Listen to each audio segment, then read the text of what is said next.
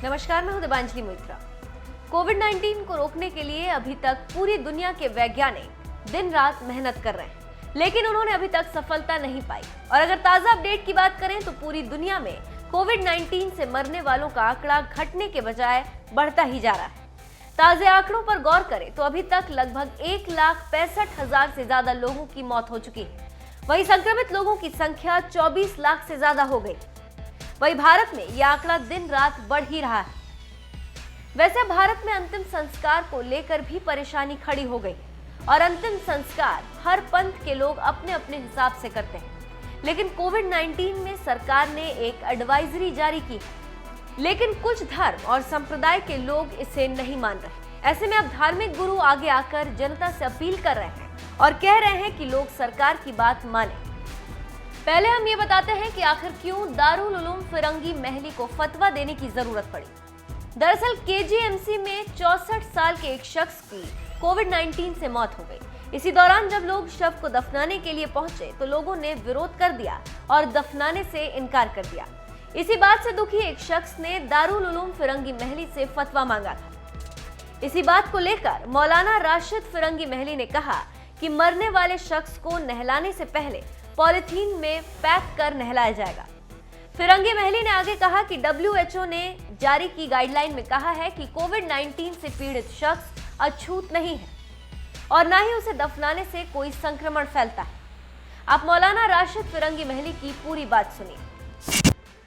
बिस्मिल्लाहिर्रहमानिर्रहीम। Corona virus से जिन मुसलमानों का इंतकाल हो रहा है उस सिलसिले में लोगों के जहनों में काफ़ी गलतफहमियाँ हैं।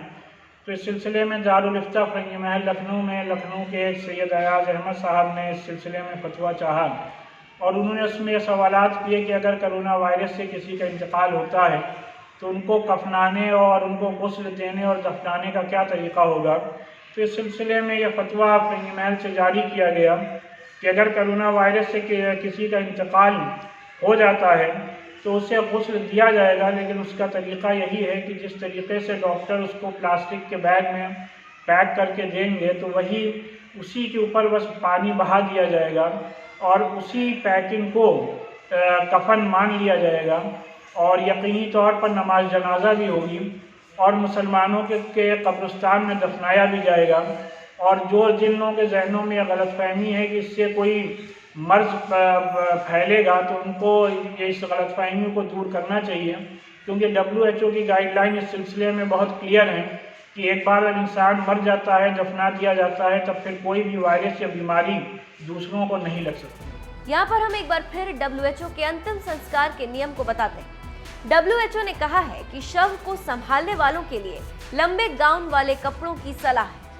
WHO की गाइडलाइन कहती है कि मुर्दा घरों, शमशान घाट और कब्रिस्तान के अंदर काम करने वाले लोगों के हाथ और बॉडी पूरी तरह से ढके होने चाहिए, फिर आप सही तरीके से दफना सकते हैं। इसी को देखते हुए मुस्लिम धर्मगुरु ने लोगों को आगाह किया। अब आशा की जा सकती है कि लोग इस बात पर अमल करेंगे और मरने वाले शख्स के साथ सही बर्ताव करेंगे। हम एक बार फिर जागरूकतावश मौलाना राशिद फिरंगी महली की बात को फिर से सुनाते हैं। बिस्मिल्लाहिर्रहमानिर्रहीम। कोरोना वायरस से जिन मुसलमानों का इंतकाल हो रहा है उस सिलसिले में लोगों के जहनों में काफ़ी गलतफहमियाँ हैं।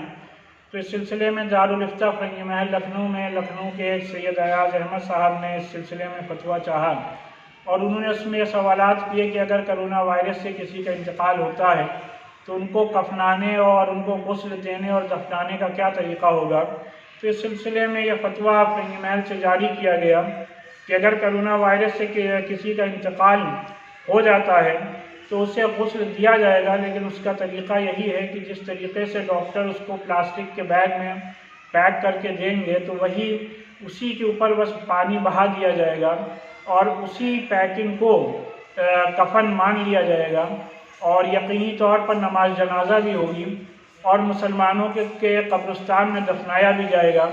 और जिन लोगों के जहनों में गलतफहमी है कि इससे कोई मर्ज फैलेगा तो उनको इस गलतफहमी को दूर करना चाहिए, क्योंकि WHO की गाइडलाइन इस सिलसिले में बहुत क्लियर है कि एक बार जब इंसान मर जाता है, दफना दिया जाता है, तब फिर कोई भी वायरस या बीमारी दूसरों को नहीं लग सकती।